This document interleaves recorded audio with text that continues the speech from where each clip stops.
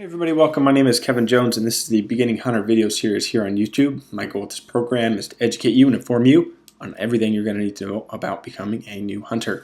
So today we're going to be talking about ODFW, Oregon Department of Fish and Wildlife, and this big change that they just made moving into the era of the e-tagging.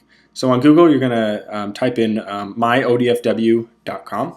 After you do that, it'll bring you here. Very top right, you click on Buy a License. From there, it takes us into their account login. Really easy. On the very right, you hit Look Up Account, and then it asks for your ID type. So your ID type is going to be your ODFW ID. So that is the ID number that ODFW has provided to you that's on all of your old tags, stuff like that. So you type in your ODFW identification number, your last name, and your date of birth. So this is a pretty easy way to get us started. You hit Submit. It takes us to this. It asks for you to verify the most recent city and zip code as of December 2018. So you enter that stuff, you hit verify. Once you're done with that, it brings you into this notice that you basically need to make sure all of your information is always accurate on ODFW. So then from there, it's just like anything else you've ever done online. First, middle, last name, date of birth, gender. And you have to tell them if you have a social security number or not.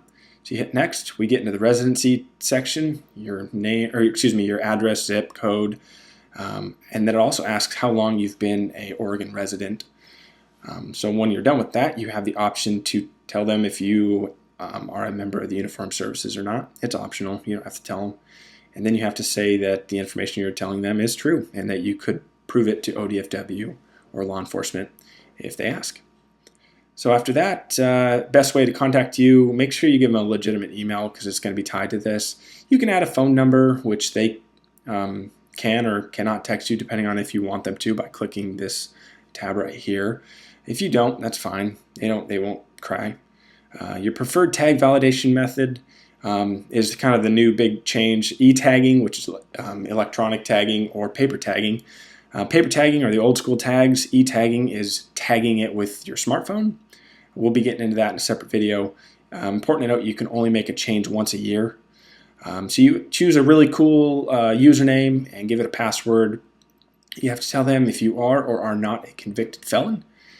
And then right after that, you have to verify that you are not a robot, which if you are a robot listening to me right now, that's pretty cool. So right below that, they want to be able to send you additional information, kind of like email spam, if you will. That's clicked by default. And then do you declare that everything you told them is true, and you can prove it to them. Verify and continue. If you screwed up, they will let you know. You get these red tabs saying that everything's doomed and you're a terrible person. If you didn't screw up, you'll get into your portal. Here is where you can view and print all your tags, you can apply, you can look at all your preference points, things like that.